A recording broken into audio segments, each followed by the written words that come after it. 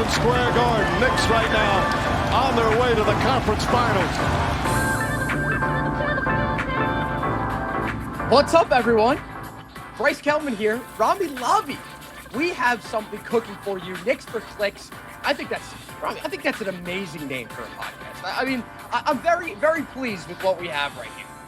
I'm proud of you because I've essentially tweeted Knicks for Clicks 1,000 times in various different ways, whether it's talking about Stephen A. Smith or whoever it is in the national media talking about how they only react after the Knicks' big losses, but never give them credit for the wins. It's Knicks for Clicks. So this is perfect. We found the gap in the medium because somebody needs to talk about all these insane narratives around the Knicks because it is truly Knicks for Clicks. So welcome to the Knicks for Clicks show. I'm excited to do this. And let me just preface this for both of us.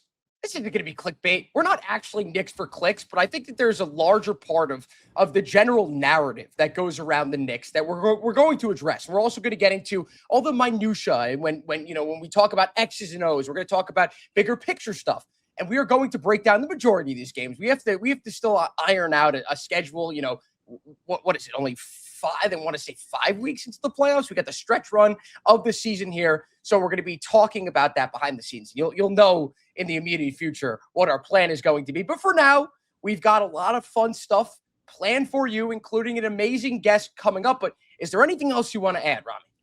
Look, I'm a huge Knicks fan. Like you said, we're not just going to throw narratives out there. We're not going to throw hot takes out there. We're here to combat all that. We're here to tell you guys that, no, we're not going to be one of those people. That's the point of this show.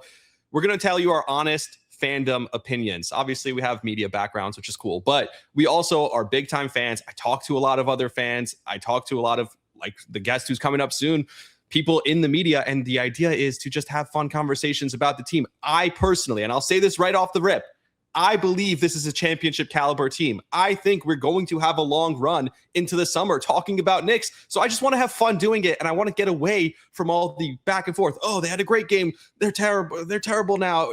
It's enough. I want to talk about the team in a positive way, in a fun way. But look, I'll keep it real like any fan. Was I sitting on my couch last night MFing when they couldn't hit a freaking shot against the Clippers? And it's already almost 1 a.m. and I'm sitting there upset and mad and like, yes, but that's the stuff we're going to talk about. And I think it's going to make for an interesting dichotomy because I tend to have a glass half empty approach. At least people think that. I'm more of a realist, but if you ask any single one of my friends, they hate what I have to say about everything. So I've honestly stopped giving my opinion on things, but I'm right. I'm usually right when it comes to this kind of stuff. With the Knicks, I've tried not to be too overblown. Like, clearly we see this team game in and game out. They're not the same team. Sometimes they'll come out what they did against the Nuggets, winning by almost 40 points in that game, and then losing 2 straight awful games. Like 2 games you have to have. 2 inferior teams. They lose against both those teams. The Nuggets, the best of the 3, and they beat them. We are talking about one of the most bipolar teams of all the teams in the New York sports area, if not all of the teams across the country. And I think that there is a certain aspect of the realism that I'm going to bring, and I know you will too. And we didn't sit here and introduce ourselves. I'm like, you are a WFAN host and producer, and everyone knows what comes along with that. You're WFAN. No one on WFAN is going to be a homer. Some of them might be, but in terms of the Knicks and Yankees, and I know you're not we don't have all the same fandoms, but we're Knicks. We share the Knicks fandom, and there are a lot of people out there that love to be homers and love to be positive and happy-go-lucky. But I know you, and I know that both of us are going to have opportunities, and we're going to take those opportunities to fairly criticize these teams and this team. Yeah, and listen, I'm a Jet fan. So all I do is criticize the Jets 24/7. All I do is hate on the Jets. So I don't want to do that with this team, but trust me, I am more than capable of doing that where it's necessary. By the way, so a couple things. Do you want to tell the people, like you just kind of gave the brief background? Do you want to tell the people where we met, how that happened, because how this setup happened? Because that's a whole situation too. Well, I mean, we both apply. I mean, you got reached out to. I reached out I reached out to like this hiring thing. I don't know. I saw this my aunt saw this random link on Instagram, sent it to me. I'm like, whatever. I applied for it, and it ended up being a House of Highlights video. Both of us partook in it, and I knew you through Twitter and whatever. I knew of you. Mutual friends, Sean, who you do the podcast with, obviously, stuff like that. Exactly. And I saw you on the casting sheet, and I'm like, all right, like this is, I'm gonna finally make this connection. Of course, you and I, we got along very quickly, and you had a terrible performance. I came in third. We both got clowned on social media for two of those shorter videos, but that was that. And I reached out to you a few weeks ago. I'm like, hey, F it, let's do this. Why not? Yeah. And here we are. We had to do this. I've been wanting to do something Knicks for a long time, because that's currently, I would say, my biggest fandom is the Knicks fandom, because my father is who made me a sports fan. He's a huge sports fan, but his interest in the other teams have kind of waned a little bit. Other than the Knicks, he's still diehard. We grew up going to games. We grew up with family passes where we'd go see the players after the games. Like, we are diehard Knicks fans. That's the connection we still share. So that's what means the most to me. And seeing a Knicks championship, or even when they were terrible, winning 12 games a year, just seeing them and watching every Knicks game, and when it's Mike and Clyde on the call and Mike Wilshevsky at MSG, there's nothing better than that. So that's just what I wanted. I wanted something to talk Knicks. And when you brought this up, like, I thought it was a great idea. Again, we did hit it off for the 2 minutes that I was in the same room as you at House of Highlights before they kicked me out. My ball knowledge was not great. They made an entire short that was just clowning me. Like, they made I was there for 5 minutes of content, and they made an entire short clowning me. So, and I was invited. Like, you applied. They reached out to me. I don't think they'll be doing it again, but I hope. It was fun. Yeah, and the last thing I'll say before we introduce our guest here is, I don't know if you know this, but a very similar situation here. My dad and I don't share any fan. Like, he's not a fan of any team besides the Knicks. Like he's not a fan of an NFL team. He's not a diehard fan of an MLB team. Certainly not hockey. But we do share the Knicks fandom, and it goes back up until my great grandpa, who bought Knicks season tickets in the 1960s, and my family is the longest season ticket holders at Madison Square Garden. I did not know that. Yeah, you probably didn't know this, but you guys have like a plaque? Yeah, I mean, we had, they honored us. Next year is actually our 60th anniversary of being Knicks season ticket holders. So yeah, I mean, it goes back a long time. It's in my blood. It's the one fandom that I have that's really in my blood. And as you can see behind me, like, this is number one for me as well. So just like you, been dying to do some Knicks content, consistent Knicks content with someone who's like-minded like yourself. So, without further ado, this is a very exciting guest we have coming on here. And thank you to Rami for setting this up. Without further ado, welcome, Sal Licata. What's up, Sal? How's everything? Good, man. How are you guys? Appreciate you having me. Doing well. This is an honor. This is an honor. You're one of my favorites. Definitely one of the guys that Listen, what do you mean it's an honor? What do you mean? It's an honor to have Sal Licata on my podcast. Of course, it's an honor to have Sal Licata on my podcast. I appreciate that very much. But where you been? I mean, I've seen you do stuff with Marash over the years. When I was at fan, you never said hello or anything like that. Come on. Listen. Sal versus Sean. Sean. Come on. Good what are point. We talking about here? What are we talking about here? I tend to agree with you. It seems like WFAN doesn't, but I. Well, one of them is running a board right now, Sal. I mean, good point. That is a good point. That's another story for another day. But yeah, so you are our inaugural guest on this podcast, and Rami and I had this conversation of like, all right, who's the first guest? And I immediately said you. I think that you represent the pulse of the Knicks fan and the Knicks just in general. And I think that you're the perfect guest for us to have for the first time. Appreciate that very much. You're too kind. I do love the Knicks. I've loved the Knicks probably longer than you were alive. It's been at least 35 years, whatever it may be. So I love the Knicks. It's an exciting time to be a Knicks fan. Looking forward to the playoffs. Looking forward to talking some Knicks with you guys on this podcast. All right, so let me start with this. Go, no, you, Rami, you go. We're gonna have to iron this out, but you. Yeah, this is our first time. We're getting used to it. I know you and BT used to step on each other a little bit too. I did the overnight with you. My first show's producing at Fan. I was definitely not getting a word in, but it was amazing that you and BT were able to split the time. Although Bada Boom seems to get a lot of talking going on that show. I know. You don't know how it's to that point. You just don't know when you're paired with somebody else on radio. Different than it is on the podcast, but you just get a feel for it, and you'll learn as you go. So this being episode 1 for you guys, you'll figure it out, but it'll take some time. I'm sure we will. I have a question for you because we talk about this. The name of the podcast is Knicks for Clicks. I think you had a viral clip earlier in the year. I may have cut it. I'm not sure. Mike Clown is what you called Mike Brown. Yeah. And then later you're talking about how you still see them as the contenders in the East. How much specifically, I guess, when you're doing a daily show, does the reaction change? Does your mindset shift about the team from day to day, what you actually believe versus what you think could happen with this team? No, I think it's long enough to where, we're getting close to the playoffs here. I kind of had to let it go. Now, that Mike Clown thing, that's how you know when something hits, is that people still to this day, what about Mike Clown? What about Mike Clown? It was something so silly and so simple. My whole thing with that was that, A, I didn't want Mike Brown, period. I didn't want Tom Thibodeau fired. So that was a big thing. B, the way Mike Brown handles himself at times is clownish. Like, he's always laughing and joking, and that could be a good thing. Or it could be, I don't know if I take this guy seriously. And being a head coach of the Knicks, I want to take this guy seriously. I come from that Pat Riley, Jeff Van Gundy, Tom Thibodeau mold.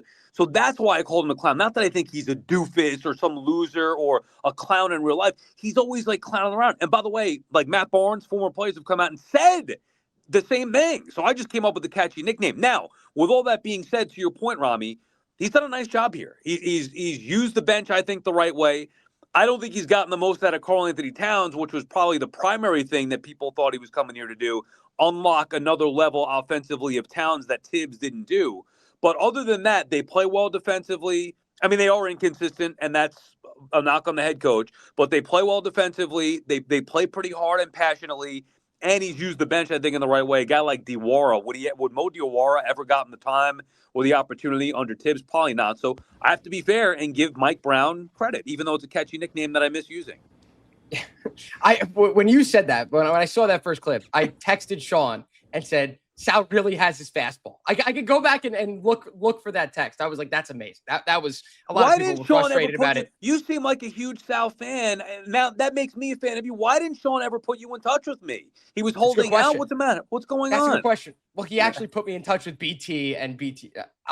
Hopefully we get BT on this. No smarm towards BT, but he never answered me. I texted him twice. It's okay. I understand. That doesn't sound like him at all. He's got kids. I get it. There's no excuse for that. If you texted me, I would have responded back. I'm sure you would have. Now, at least now I know that. But you mentioned Karl-Anthony Towns, and you mentioned that Mike Brown hasn't been using him correctly, and we've seen for a larger stretch of the season. I'd say the first 3 to 4 months, Cat was terrible. I mean, objectively, his head wasn't in it. You could tell his demeanor wasn't there. What have you seen from Cat over the last month? If that has impressed you or it hasn't. Yeah, I still don't trust him in the playoffs in a big spot, but I've seen a little bit of a cleaner game with him. The number one thing that drives me nuts is the offensive fouls underneath the basket. He's just out of control offensively in the paint, which is why I would have preferred to have him play on the perimeter. A big who can shoot the way he can, to me, is a great advantage that Tibbs, to me, didn't use the right way. Under Brown, somehow it's gotten even worse with that. I thought it was going to open up things more for him and have him play more on the perimeter. But I just think you've seen a cleaner, for the most part, smarter game from Karl-Anthony Towns. I hate to use the term soft or toughness, but I never looked at him and said, he's not tough enough. I don't know if he's smart enough. And maybe at times he hasn't been tough enough. Maybe he has been a little bit soft. But I think that for the most part, in the second half since the All-Star break, those things have changed. The big question is, can he continue that when the tough gets going in the postseason? And I still have my doubts about that. To me, that's why last night was so frustrating, because he actually wanted to take over. In that first half, he's dominating offensively. He's showing you what we've been wanting to see all year, which is him saying, give me the ball. Brook Lopez can't guard me. I'm going to go to the rim. I'm going to take threes. I'm going to do all those things. And then they still blow it. They still lose the game. In the fourth quarter, I feel like he barely took any shots till garbage time. So, again, it goes back to your point, but can you see it? Were you encouraged by last night, or are you just more disappointed because they lost despite it? Now, I'm not worried about the wins and losses right now. I mean, look, the loss to the Clippers, the Lakers one bothered me because they didn't even really give you a game.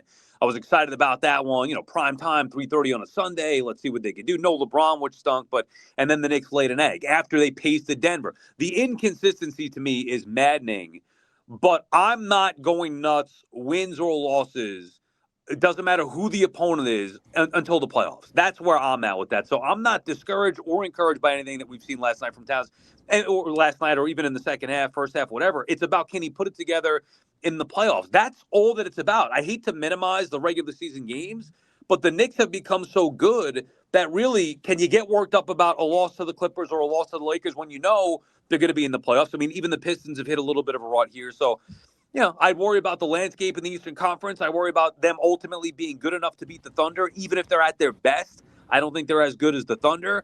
But if Towns can play consistently, smart, and a tougher brand of basketball in the playoffs from start to finish, that's the one way that maybe they can win a championship.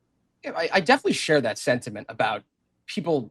They make it so overblown. The Knicks lose, they win. Whenever they win, people are singing the praises of Mike Brown. They're singing the praises of every single one, every player and the mothers, and saying the Knicks are going to win a championship. And then when they lose, it's all doom and gloom. So I share that same sentiment. I subscribe to that same belief. But I want to shift over to something that is definitely concerning and is part of a larger trend, and that's how bad this Knicks starting lineup has been together. And Mike Brown has showed, just like Tom Thibodeau did, an indignance towards actually changing that up. And when we look at this starting lineup, which has been historically bad, I saw this stat that I had to bring up to you. The Knicks starting lineup hasn't had a positive net rating in a single game in the past 7 games, despite beating the Bucks by 29, the Spurs by 25, the Raptors by 16, and the Nuggets by 39. Total of negative 18.1 net rating. What do you make of Mike Brown continuing to put these guys out there?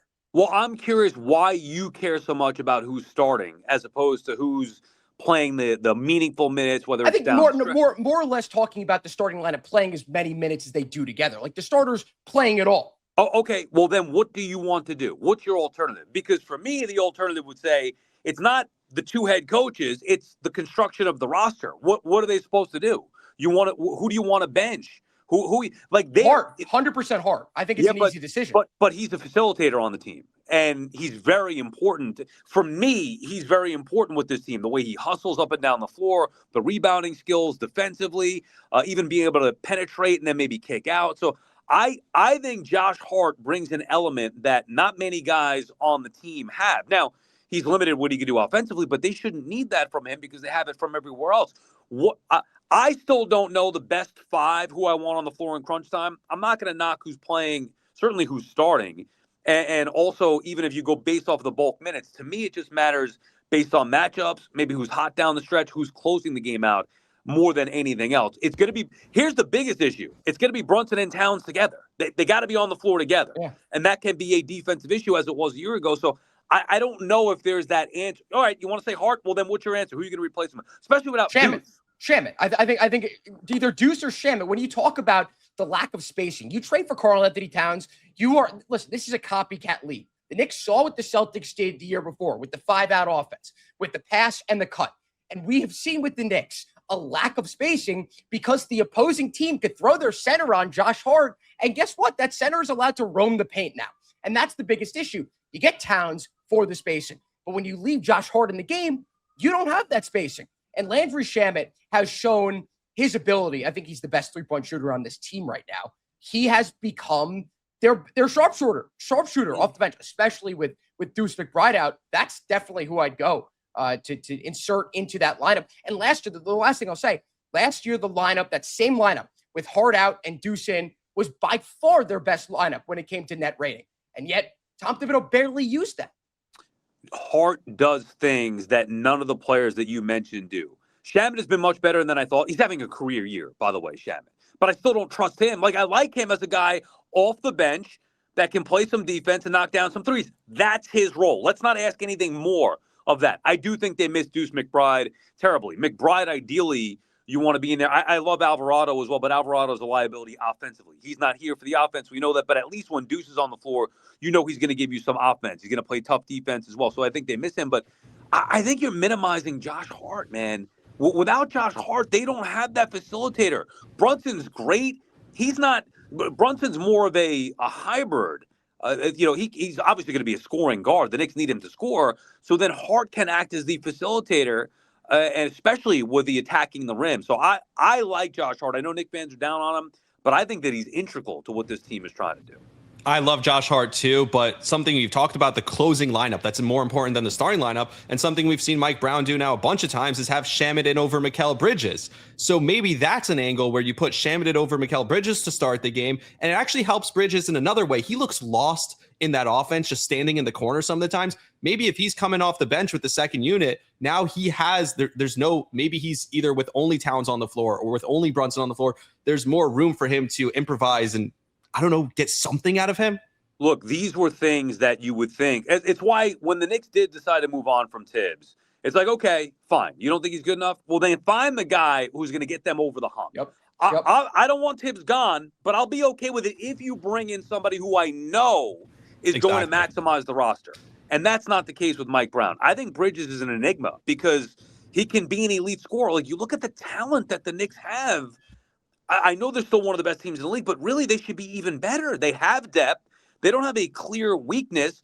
I like the idea of having Bridges with a different unit and being the focal point of an offense because he's proven, not with the Knicks, but elsewhere, that he can do that. He can be an elite level scorer. He's got that in him. It hasn't happened here. Is it because of the guys that he's playing with on the floor? Is it because of the Brunson-Towns dynamic? And then how's Bridges getting his minutes or his scoring up? I don't have the answers for that. And sadly, I'm not so sure Mike Brown does either. And that could be a problem. I think that's become my biggest gripe with the Knicks right now is Mikal Bridges. It's like I equate it to you doing your job, showing up to SNY every night on sports night and doing your job. It's like half the time you show up, you can't even speak English. You're speaking Chinese. And that's what Mikal Bridges is doing. He doesn't show up to work half the time. And I think that's very hard for Knicks fans to digest considering what they gave up for him. 5 first-round picks and then a swap. And this guy can't hit water if he fell out of a boat every other game.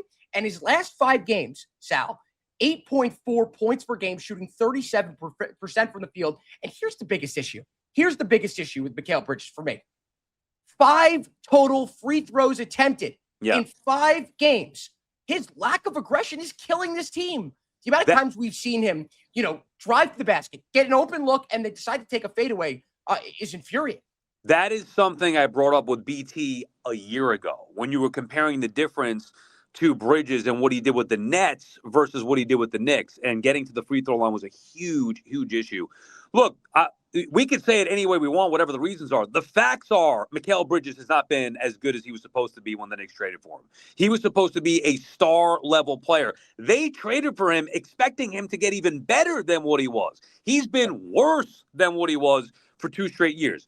But, and it's a big but, at any point, he could change and take over a game in the postseason, and that could be the difference. So he's done it even with the Knicks, even in limited spots. We saw it with the Celtics a year ago, just defensively, closing them out in the postseason. That's what he does. So maybe for the inconsistency in the regular season, if you have a couple of key possessions, he hits a big 3 or he makes a big stop, it could be the difference in winning a series. He's got the talent and the ability. It's on Mike Brown and the Knicks to figure out how to unlock it and maximize it. Clearly, it's something they haven't figured out yet.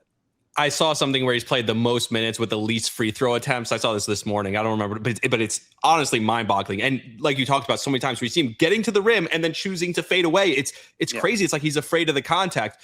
Do you think, though, that if he wasn't traded for 5 picks, that the discourse about him would be different? No. Well, I mean, it's hard to say because he's still the same player with the same expectations. Like, I personally don't care about the picks.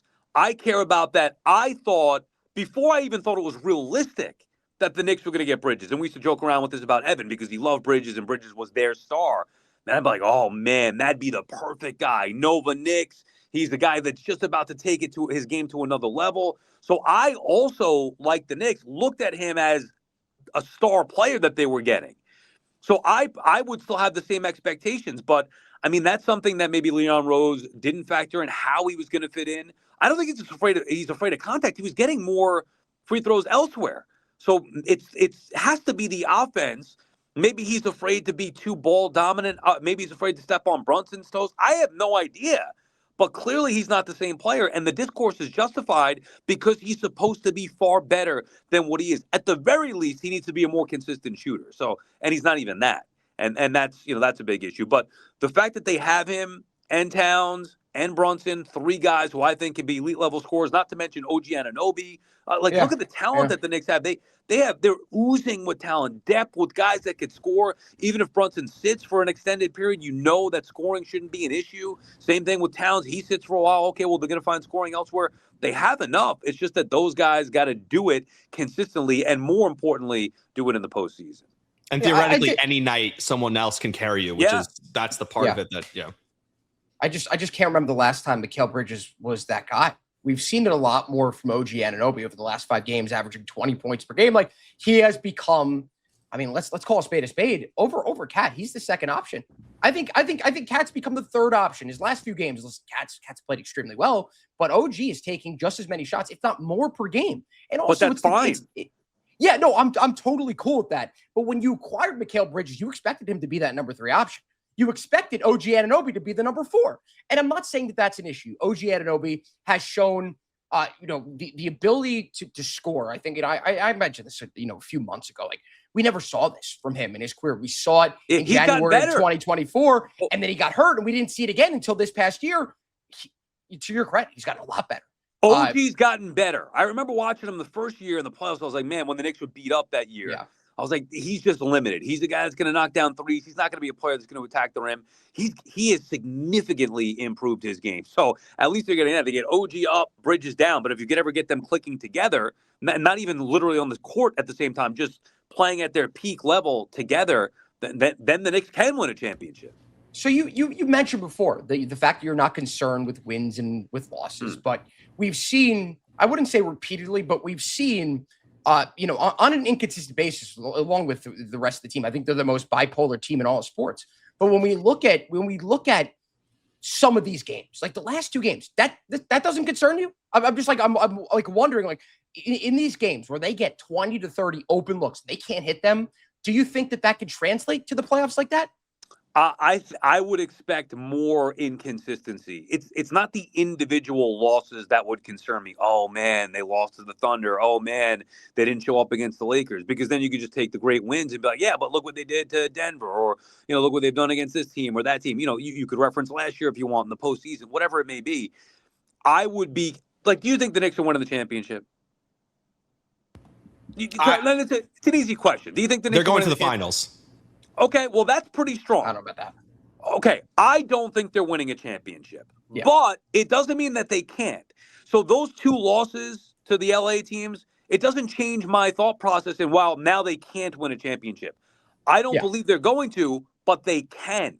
That's why, to me, I'm not concerned. I'm more concerned with staying healthy, when you're in the final 5, final week, final 2 weeks of the season, getting right, playing consistent basketball into the postseason. Does it matter what they do against the Lakers or Clippers if they're taking on the Pistons in round 2? No, it doesn't. Or whatever. You want to talk about the Celtics or whoever, the Cavaliers. No, like, ultimately, it's going to be a best of 7, and I think it's more important that they have the ability and potential to shoot the lights out on any given night. They need to do that 4 out of 7 times. And if they do that, how many times? 4 times, they're going to be NBA champions. Yeah, it's 16 games, and they have to win 16 out of, right? They could go 16-12 and win a championship. Like, that could happen, and I believe that they can do that. That's why I think they will go to the finals, but you don't think they're going to win a championship. Who is the team that you think stands in their way most? Yeah, I think it's the Thunder. I mean, I hate to say it, but just, it's one of those So no things one in the East?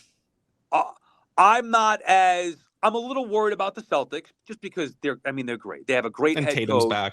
Yeah, they have a great head coach. Their pedigree. Tatum's back. They're going to be hungry, looking for revenge. But it's not like it was a year ago where people thought, well, that's a roadblock. The Knicks can't beat them. They had them beat or had them down 3-1, even with Tatum. We're all locked up on that. Yeah. I don't look at the Celtics being unbeatable. I don't look at the Cavs being unbeatable. I think the Pistons are very, very dangerous. I also don't look at them as being unbeatable. They're still a young team, and if the Knicks could hit their shots, and you credit the Pistons defense, but if they can hit their shots, they can compete with anybody except for OKC. If the Knicks play their best versus the Celtics, Pistons, Cavs best, I think the Knicks win. If the Knicks play their best against OKC's best, I don't think they have a chance. Here's the thing. I don't think I've ever seen a potential, like just looking forward, in a macro view in terms of what we're going to see in the playoffs. I've never seen potential matchups matter so much. Like some teams match up so much better against other teams. OKC cannot figure out San Antonio. And guess who has been able to figure out San Antonio thus far? The Knicks have. Like there are a multitude of different teams that struggle against certain teams, and the Nuggets could beat the Spurs. OKC can't beat the Nuggets. Like, you know what I mean? Like we're talking about, and it's the same thing in the East. I think the Knicks are screwed against the Pistons, but the Pistons are going to get blown out of the run out of the gym by another team. So I mean, do you think that plays a part in this? Like, do you think if it's not the Thunder, they'd have a chance? But that's luck, right? Yeah, if you tell me it's Knicks Nuggets or Knicks Spurs, I think the Knicks are winning the NBA championship. If it's those two teams. If it's the Thunder, I just think the Thunder are that much better. That's going to be what happens in the playoffs. So then maybe the regular season does matter to who matches up with the record-wise in the playoffs. And maybe the Knicks don't have to be all three of the Cavs, Celtics, Pistons. Like, we'll see how it lines up, where they end up with the seeding. And I wouldn't worry. Like, I know you say bad matchup for the Knicks, the Pistons. I know what happened in the regular season. I wouldn't anticipate that happening again. I'm just concerned because Detroit plays with a different attitude. Well, isn't last year evidence? They couldn't beat the Celtics, couldn't beat the Cavs. No, I understand that. But Detroit, when you watch them against the Knicks, they reach another gear. Like they completely play to a different level. And I watched them again in games against the Cavs and other teams in the Eastern Conference. They just don't show the same fight. Well, maybe, but right, maybe they get knocked off, and then all of a sudden it's like, oh wow. Like, think about it. Here's what I love, and I've said this before. It's the most talented Knicks team that I've seen in my life, and that hurts me because I loved the '90s Knicks with everything I have in me as a fan. I love them. Still to this day, I hold them in high regard. This team is much more talented. That team was always good enough to be in the conversation, but obviously always fell short. The idea that this team, like we talk about a few teams that are better than them, the Thunder, okay, the Celtics, the Pistons, like you want to throw the Cavs in there, like, and those we're not even definitively, we're not sure. We're not even 100% sure that those teams are better than the Knicks. That's a great position. So we can nitpick, we can worry about the inconsistencies, Bridges, Hart, Mike Clown, whatever. Ultimately, there's a handful of teams that can win it, and the Knicks are one, which is why I can't get worked up in the regular season. Let's see what the boys do come playoff time and see if it breaks their way and if they can battle through and get over the hump and go win one. You love the 90s Knicks. How much would you love to see a Knicks-Spurs final and this time beat them? Yeah, I want payback. It's something that I remember that one in 99. Knicks didn't have Ewing healthy, which they needed going up against the Twin Towers. I remember the feeling. Like in 94, it was feeling like the Knicks are going to win the championship. Obviously, they fell short to the Rockets. In 99, 2000, it was 99, 2000 or 98, 99? 98, 99, yeah. 98, 99. Because I think 99, 2000, they played the Raptors. Anyway, 98, 99, I remember going into that feeling like the Knicks had no shot. And it's probably because Ewing was hurt. I think he got hurt in that series, if I'm not mistaken, against the Pacers, and then wasn't available for the finals. Whatever it was, he was out in the playoffs. They needed him back, though, to have any chance against the Spurs. I just never felt like they had a shot. So I would love, all these years later, I'd love some revenge on Wemby and the Spurs. Sal, we're going to get you out on this. Give us your prediction for the rest of the season. How far do the Knicks go? Who do they lose to? What's your prediction in general when it comes to I'm just going to give you my gut. I don't want to, I'm not going to root for my prediction to be right. Sometimes that happens. With this, I want to take that out of it because I want to just sit back and enjoy every moment and root for them to win the championship. We're going to cut that preface out, by the way, when we do the social media clip.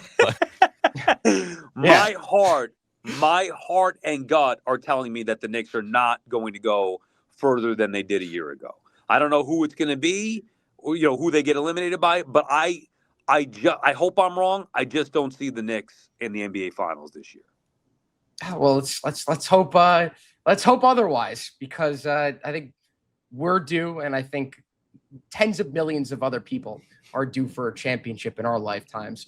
Sal, you're the man. Thanks for joining us, and hopefully we could talk to you down the line after a Knicks championship, or maybe before. We could potentially preview the finals with you. I don't know. The possibilities are endless. Love to. You just got to let Rami talk a little bit more next time. Oh yeah. I feel like how Sean does in One Giant Step. I get 3 words out of podcast. Sorry, Rami. I told him take the lead on this one. You're fine. No, I appreciate you guys having me. Good luck with the podcast. Anytime I'll come on. Let's go Knicks. Sal, you want to plug anything you got real quick? The Sal Licata Show, YouTube, Apple, Spotify, wherever you get your podcast. Subscribe. We'll give away Subway Series tickets. Maybe we'll do some Knicks stuff eventually. So we're having some fun with that. Me and Bada Booms. If you check it out, I appreciate it greatly. Thank you. Good man, stuff. Sal. Have a good one. Appreciate Thank it. you guys. You too. How about that for a debut episode, Rami? Sal is the best. I wanted to say this with him on, but like he said, I couldn't get a word in. But no, just kidding. The first show I ever produced on WFAN was for Sal when he was still doing the overnight. And like he said, he is someone that right away took an interest and almost like a mentorship role for me. So he's one of the most talented people I've ever gotten to work with. So definitely that stuff that he said about his show, I watch his show. Go watch it. It's really good. And yeah, he's fun. He loves the Knicks. His takes are great. He's funny. He's really good at this. So yeah, that's a fun debut episode. He was the perfect first guest, and I wasn't blowing smoke up his ass. You could check Rami and I's text. Like You could look at the texts. Yep. I wanted Sal first. Robbie said, who are we going to go first? And I said, I wanted Sal. And it ended up being the perfect episode. So stay tuned to both of our social medias. We're going to put this out there. We're going to plug the podcast. By the time you're listening to it, it's going to be Wednesday morning. You'll put it out in the morning. But stay tuned. We're going to have a more set schedule. And as the weeks go on, you're going to start to get some consistent episodes and consistent whether it be reactions or pre-games. Just stay tuned. We've got a lot coming your way, including maybe a giveaway or two. So thanks everyone for tuning in, and we'll talk to you next time. See you.